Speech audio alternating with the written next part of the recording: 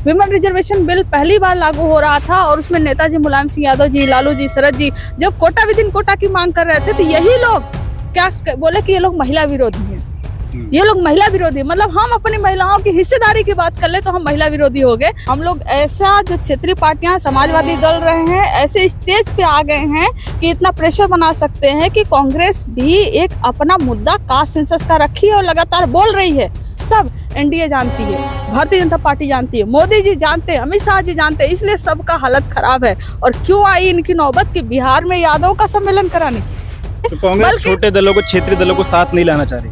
नहीं, ऐसा कुछ नहीं। हर पार्टी चाहती है कि वो मैक्सिमम से मैक्सिमम सीटों की बार्गेन कर सके, बस यही छोटी सी एक लड़ाई है। नमस्कार दोस्तों, मैं सुमित यादव, आप देख रहे हैं द सुनामी। और बात गठबंधन की होगी, इंडिया अलायंस की। इस समय 5 राज्यों में चुनाव है, मध्य प्रदेश में वोटिंग हो चुकी है और ये 5 राज्यों का चुनाव सेमीफाइनल माना गया 2024 का। इसमें से मध्य प्रदेश की अगर हम लोग बात करें तो मध्य प्रदेश वो राज्य जिसके वजह से कशमकश इंडिया अलायंस में हुई। थोड़ा पीछे चलते हैं और बात आपको शुरुआत से बताते हैं कि जब इस गठबंधन की शुरुआत हुई तो बिहार से नीतीश जी, तेजस्वी दोनों ने काफ़ी प्रयास किया और अलग अलग राज्य के लीडरों से, अलग अलग पार्टियों के लीडर्स से जाके मुलाकात की। अखिलेश जी का भी वो प्रयास दिखा, अलग अलग राज्यों के अलग अलग लीडर्स से मुलाकात करने की कोशिश की गई और इंडिया अलायंस बन के तैयार हुआ। कांग्रेस को आगे रखा गया, लेकिन अब चर्चा ये होने लगी कि क्या कांग्रेस कुछ हेर फेर कर रही है। क्या कांग्रेस, अखिलेश जी ने कई बार इस बात को कहा कि कांग्रेस नहीं चाहती कि हम लोग साथ रहें। इस पर बातचीत करेंगे क्योंकि मध्य प्रदेश में नीतीश जी का भी एक बयान आया जिसमें कांग्रेस को लताड़ते हुए नजर आए कि कांग्रेस इंडिया गठबंधन को सीरियसली नहीं ले रही, ऐसा नीतीश जी का भी बयान आया। इस पर हम लोग बातचीत करेंगे। हमारे साथ जेएनयू स्कॉलर, आरजेडी की प्रवक्ता कंचना यादव जी मौजूद हैं। बहुत बहुत स्वागत है कंचना चैनल पर। बहुत शुक्रिया। इंडिया अलायंस तैयार हुआ, कांग्रेस को आगे रखने की कोशिश की गई। लालू जी ने भी कई बार इशारों में कहा कि राहुल जी आप नेतृत्व करिए, आप दुल्हा बनिए। कांग्रेस पीछे हट रही है क्या? देखिए, सबसे पहले तो अभी नेतृत्व का कुछ आया नहीं है कि कौन उसका चेहरा होगा। कई बार चुनाव जो है, अभी आप देखेंगे कि हरियाणा जो इलेक्शन चल रहा है, राजस्थान इलेक्शन में, वहां पर बीजेपी अपना कौन मुख्यमंत्री चेहरा होगा उसने नहीं दिया है। और स्ट्रिक्ट जो है मोदी जी, अमित शाह जी का ये पूरा न्यूज आ रहा है कि उन्होंने स्ट्रिक्ट एक्शन दिया हुआ है, बोला हुआ है कि कौन मुख्यमंत्री होगा ये रिजल्ट आने के बाद डिसाइड होगा। तो कभी कभी पहले होता है, कभी कभी बाद होता है, लेकिन इंडिया अलायंस ने अभी ऐसा नहीं कुछ कहा है कि पहले करेंगे या बाद में कोई चेहरा देंगे।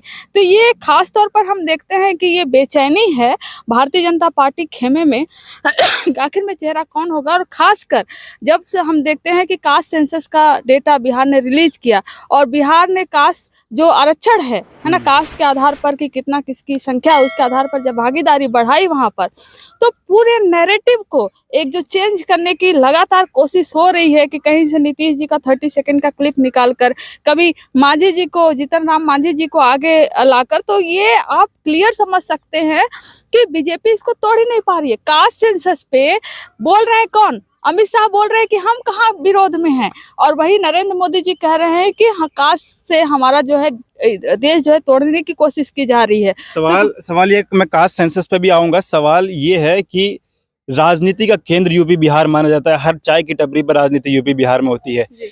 यूपी के सबसे बड़े नेता अखिलेश यादव कांग्रेस से नाराज दिखाई दिए मध्य प्रदेश चुनाव में। नीतीश जी भी कांग्रेस से नाराज दिखाई दिए मध्य प्रदेश चुनाव की वजह से, वो भी कुछ सीटों पर चुनाव लड़ना चाहते थे। तो कुछ गड़बड़ है क्या गठबंधन में? नहीं, कुछ भी गड़बड़ नहीं है। देखिए, जब 28-30 पार्टियां, जब बड़ी बड़ी पार्टियां एक साथ में आती हैं और खास करके उसमें एक नेशनल पार्टी हो और कई वर्षों से, लगभग 60-70 वर्षों से जो केंद्र में सरकार में रही हो, तो ऐसे में हर पार्टी चाहती है कि वो मैक्सिमम से मैक्सिमम सीटों की बार्गेन कर सके। बस यही छोटी सी एक लड़ाई है कि उसमें आरजेडी भी चाहेगी भाई हमको मैक्सिमम सीट मिले, समाजवादी भी पार्टी भी चाहेगी मैक्सिमम सीट मिले, और कांग्रेस भी चाहेगी कि उसको मैक्सिमम सीट मिले। तो कांग्रेस का मैक्सिमम सीट जो मैक्सिमाइज करने का चांस है वो यही इलेक्शन है, स्टेट इलेक्शन है। इसमें अगर अच्छा सा वो परफॉर्म करती है तो उसके आधार पर कहेगी कि भाई हमारे कई राज्यों में सरकारें हैं, हमें ज्यादा से ज्यादा सीटें चाहिए हर जगह। तो ये इसको लड़ाई के तौर पर नहीं देख सकते। तो कांग्रेस छोटे दलों को, क्षेत्रीय दलों को साथ नहीं लाना चाह रही? नहीं, ऐसा कुछ नहीं है कि कांग्रेस किसी के साथ में नहीं लाना चाह रही है। इंडिया अलायंस में जितने भी घटक दल हैं वो किसी से एक दूसरे से नाराज है। ये टोटल जो आप कह रहे हैं कि इसमें बयानबाजी चल रही है या एक दूसरे के ऊपर तंज कस रहे हैं, ये तंज वंज नहीं है। सिंपल सा जो है मैक्सिमम से मैक्सिमम सीटें हमारे खाते में आ जाए, उसी की लड़ाई है। सपा के लोग कहते हैं कि हम लोग सरकार में थे, अखिलेश जो मुख्यमंत्री थे, गठबंधन किया, 125 सीटों पर लड़ने का मौका कांग्रेस को दिया, जबकि कांग्रेस का कोई अस्तित्व नहीं था। बिहार में यही लोग कहते हैं कि तेजस्वी ने 70 सीटों पर लड़ने का मौका दिया। अभी आपने सीट की बात कही तो क्लियर हो गया कि लड़ाई सिर्फ सीट की है। ये लड़ाई ये नहीं है कि इंडिया गठबंधन टूट रही है, या लड़ाई ये नहीं है कि आपस में नहीं बन रहा है, ये लड़ाई ये है नहीं कि चेहरा कौन होगा, ये लड़ाई बिल्कुल नहीं है। ये लड़ाई भी नहीं है यार, ये तो सिर्फ बयानबाजी है कि मैक्सिमम से मैक्सिमम हम अपना दबाव बना सके, हम अपना जो है मैक्सिमम सीटें ले सके। इसको कभी चटनी कभी अचार ऐसा कुछ बनाने की जरूरत नहीं है, बहुत सिंपल सा फैक्ट है। और हर जहाँ पर डेमोक्रेसी होगी, मैं आपको बताती हूँ, भारतीय जनता पार्टी कहती है कि हमारे अंदर 38 मेंबर है, घटक दल है, लेकिन क्या ओम प्रकाश राजभर जाकर नरेंद्र मोदी जी से मिलकर कह सकते हैं कि नहीं हमें इस बार 10 सीट दो? क्या अनुप्रिया पटेल मांग सकती है कि नहीं हमें, हमारी पटेलों की जनसंख्या इतनी ज्यादा, हमें 20 सीट दो? कोई भी मांग सकता है, भारतीय जनता पार्टी और जो एनडीए घटक है नहीं मांग सकता है। इससे आपको अंतर बहुत साफ दिख जाएगा। एक तरफ डेमोक्रेसी है जहाँ एक पार्टी खुलकर कह सकती है कि भैया हमारा इतना वोट शेयर है, हमें इतनी सीट चाहिए, और एक जो है एनडीए है जहाँ पर पूरा डिक्टेटरशिप है, वहां पर सीधे ऊपर से ऑर्डर आता है। और क्यों नहीं, अभी ये कह रहे हैं कि जो बीजेपी वाले हैं कह रहे हैं कि प्रधानमंत्री का चेहरा कौन होगा, सब प्रधानमंत्री चेहरे के लिए लड़ रहे हैं। तो हमारा सिंपल सा जो है सवाल है कि भाई हमारे पार्टी में, हमारे इंडिया अलायंस में एटलीस्ट कोई भी पॉलिटिकल पार्टी प्रपोज तो कर सकती है अपना कैंडिडेट। इतना फ्रीडम है, इतनी डेमोक्रेसी है, क्योंकि उसका वोट शेयर है, अच्छे अच्छे मुख्यमंत्री हैं। लेकिन भारतीय जनता पार्टी के अलावा एनडीए गठबंधन में जो 37 अदर घटक है, कोई भी अपना प्रधानमंत्री का चेहरे का दावेदारी ठोक सकता है क्या? अरे वो तो छोड़िए, बीजेपी में भी अगर कोई भी नरेंद्र मोदी जी के अलावा कोई भी कह दे कि इस बार प्रधानमंत्री मैं बनूंगा, मोदी जी का हो गया 2 टर्म, अगली बार आप देखिएगा उसके यहाँ ईडी सीबीआई सब पहुंच जाएगी, चाहे वो बीजेपी से ही क्यों ना हो।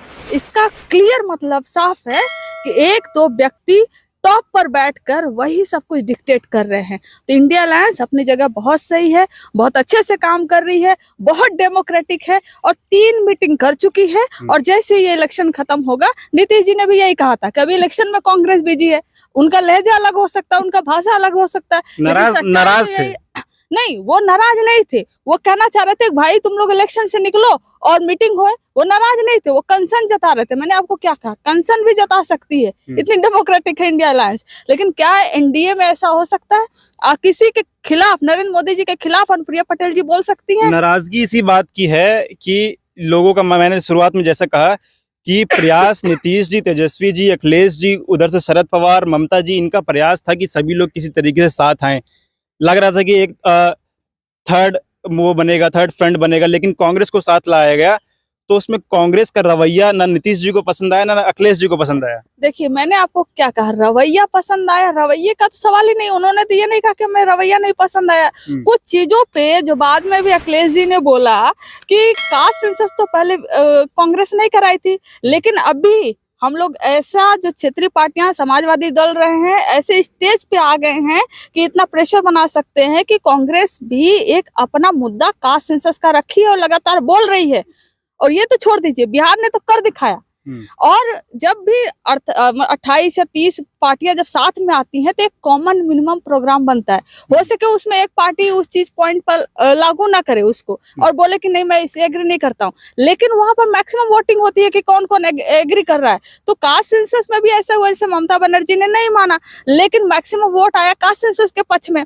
तो एक कास्ट सेंसस एक इंडिया लेवल का चुनावी मुद्दा बना, और चुनावी मुद्दा सिर्फ नहीं बल्कि इवन कांग्रेस ने भी कहा कि हमारी स्टेट में जहां जहां सरकार है हम कास्ट सेंसस कराएंगे। अब ये कांग्रेस पे डिपेंड करता है कि इलेक्शन खत्म हो जाएगा उसके बाद कराएगी या 2024 के इलेक्शन के बाद कराएगी। तो ऐसे ही होता है कि जहां बड़ी पार्टियां साथ में आती हैं, कई पार्टियां साथ में आती हैं, वहां पर चर्चा होता है, कई जगह कभी कभी डिसएग्रीमेंट होता है, लेकिन उस डिसएग्रीमेंट के ऊपर भी फिर एग्रीमेंट होता है। इतना स्पेस इंडिया अलायंस में है और ये सब एनडीए जानती है। भारतीय जनता पार्टी जानती है, मोदी जी जानते हैं, अमित शाह जी जानते हैं, इसलिए सबका हालत खराब है। और क्यों आई इनकी नौबत की बिहार में यादव का सम्मेलन कराने की?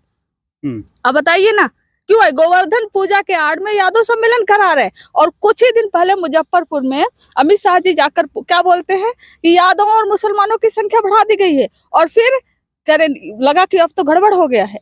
फिर उन्होंने उसको ठीक ठाक करने के लिए यादव सम्मेलन करा रहे हैं। कोई सर्टिफिकेट लेकर आया था वहां पर कि मैं यादव हूँ? आप करें 21,000, सारी मीडिया चला रही कि 21,000 यादव जो है जुड़ गए वहीं से, और वहीं से निकलकर कई लोगों ने बयान दिया कि हमें तो गोवर्धन पूजा के नाम पर बुलाया गया था, लेकिन वोट तो हमारा आरजेडी को ही होगा। तो ये एक प्रेशर है कास्ट सेंसस का, आरक्षण का, विपक्षी एकता का, इंडिया अलायंस का, कि आज Bharatiya Janata party NDA alliance वो भी करने के लिए मजबूर है जिसका वो नाम कभी नहीं लेती थी। अच्छा, कास्ट सेंसस की आप बात करें, राहुल जी लगातार कास्ट सेंसस की बात कर रहे हैं और अखिलेश जी उस पर बार बार तंज भी कसते हैं कि हम लोगों का ये दबाव है कि कांग्रेस आज कास्ट सेंसस पे बात कर रही है। तो इतना दबाव बना पाएंगे कि बार बार उस बात को कहते हैं कि 2011 में जो गिनती हुई वो नेताजी, शरद जी, लालू जी के दबाव से हुई। इतना दबाव आप लोग बना पाएंगे कि नहीं कांग्रेस पर? देखिए, ये दबाव जो है सो है, ठीक है, लेकिन उसके अलावा आप इसको भी देखिए कि खुद राहुल गांधी जी ने कहा कि हमने कास्ट सेंसस नहीं कराया, हमने जो गलतियां की हैं उसके लिए हमें पछतावा है। कांग्रेस ने तो खुद ये बात कह दिया ना कि उन्हें पछतावा है, और उसी गलती को सुधारने के लिए आज कांग्रेस कास्ट सेंसस कराने के लिए राजी है। तो कुछ जो गलतियां की थी कांग्रेस ने, रिप्रेजेंटेशन नहीं दिया पिछड़ों को, अति पिछड़ों को, दलितों को नहीं दिया रिप्रेजेंटेशन, और उसी का खामियाजा है कि भारतीय जनता पार्टी जैसी तानाशाह पार्टी, नरेंद्र मोदी जैसे तानाशाह लीडर आकर हमारे ऊपर बैठ जाते हैं। तो ये जो पछतावा कांग्रेस को है, पछतावा सो है, लेकिन अदर जब आप समाजवादी पार्टियों के साथ में आते हैं तो उनका एक दबाव होता है। इसका एक बहुत ही आपको उदाहरण देखने को मिलेगा 2004-5 में, जब यूपीए फर्स्ट बनता है। सारे अच्छे काम, मनरेगा को देख लो, आप आरटीआई को देख लो, या कोई भी देख लो। आप 2008 में जब देखोगे कि ये आरक्षण लागू होता है विश्वविद्यालयों में, है ना, और उसके बाद कई यूनिवर्सिटीज भी बनती हैं। अगर आप देखोगे अमरकंटक जो इंदिरा गांधी नेशनल अमरकंटक यूनिवर्सिटी है, ट्राइबल यूनिवर्सिटी, तो बहुत अच्छे काम आपको जो देखने को मिलेगा। Even the Mandal commission first जब लागू हुआ था तो उसमें गठबंधन की सरकार थी।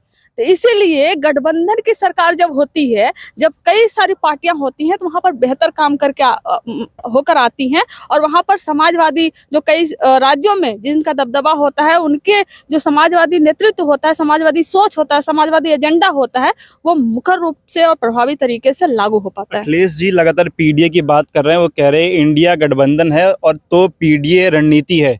तो क्या ये रणनीति बिहार में काम आएगी या बाकी राज्यों में, अन्य राज्यों में काम आएगी? यार, इस सवाल को तो आप समाजवादी पार्टी के प्रवक्ता से पूछेंगे तो ज्यादा बेहतर बताएंगे, लेकिन हमारे यहाँ तो ऑलरेडी लागू हो चुके हैं आरक्षण। हमारे यहाँ आरक्षण लागू हो चुका है। हमारे यहाँ जो है कि आरजेडी और जदयू की गठबंधन ने कास्ट सेंसस करवा दिया, जो आज तक केंद्र सरकार तो छोड़ दो आप, है ना, 1950 के बाद कोई न राज्य सरकार न केंद्र सरकार कोई भी हिम्मत नहीं की। वो काम जदयू और आरजेडी के गठबंधन ने सरकार ने कर दिखाया। तो ऑलरेडी वहां पर लागू है। वो एक मॉडल है, उसी मॉडल को अलग अलग नाम हम दे सकते हैं। जैसे समाजवादी पार्टी में अखिलेश जी उसको पीडीए नाम दे रहे हैं, उसका और भी कोई मॉडिफिकेशन हो सकता है कि जब जितनी संख्या भारी होती है आप उसको उतना हिस्सेदारी देते हो, वही तो पीडीए है। आप उसका नामकरण जो है वो कुछ भी कर सकते हो। तो सेम है, बिहार ने मॉडल पेश किया, ऑलरेडी बिहार सबसे आगे है। बिहार सरकार है, बीते कुछ महीनों में 2 बड़े काम हुए, कास्ट सेंसस और दूसरा जो शिक्षक भर्ती हुई, 1.5 लाख से ज्यादा शिक्षकों की भर्ती बिहार में हुई, जिसमें से 30,000 के आसपास उत्तर प्रदेश के भी लोग वहां पहुंचे। तो कितना असर इन 2 कामों का पड़ेगा 2024 के चुनाव में अन्य राज्यों में? देखिए, जब आप 2 काम बोल रहे हैं तो मैं ये 2 बहुत बड़े काम थे। नहीं, 2 बहुत बड़े काम थे तो मैं 4 बहुत बड़े काम बताती हूँ आपको। आरक्षण तो लागू हुआ, कास्ट सेंसस हुआ, आर्थिक सर्वे हुआ और शिक्षक भर्ती हुआ। वहीं पर जो है कि अभी कृषि जो योजना है, कृषि रोड मैप 4 भी प्लान पूरा लागू हुआ, जिसमें बेस्ट से दुनिया की बेस्ट से बेस्ट टेक्नोलॉजी को बिहार में लाने की कोशिश की जा रही है। वहाँ की जो फार्मिंग से जो छोटे किसान हैं उनकी प्रोडक्टिविटी बढ़ाया जाए, कैसे उनको जो हम तो जुमला देखते ही रह गए किसानों की आय दुगनी होगी, लेकिन उसके लिए रोड मैप पूरा बिहार ने प्रेजेंट कर दिया हुआ है। वो हालांकि नेशनल मीडिया जो जिसे हम गोदी मीडिया कहते हैं उन्होंने कवरेज नहीं किया, लेकिन वही है वो किसानों की आय दुगनी दुगनी तिगुनी करने वाली ही वो रोड मैप है। तो बैक टू बैक अगर आप देखोगे कि 1,20,000 22,000 एक बार में कहीं शिक्षक भर्ती होता है, और अभी आप देखो 1,21,000 दिसंबर में भर्ती होने वाला है।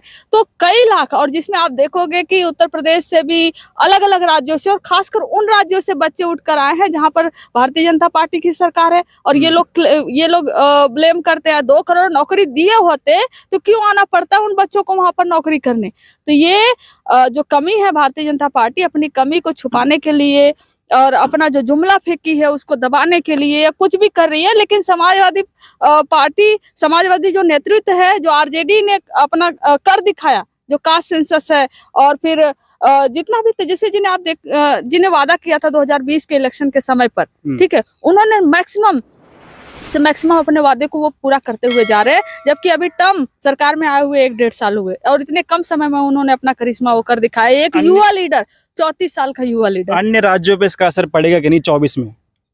डेफिनेटली, अगर पढ़ नहीं हो रहा होता है तो क्यों नीतीश जी का सिर्फ 34 सेकंड का वीडियो चलाने पर ये मजबूर हो जाते?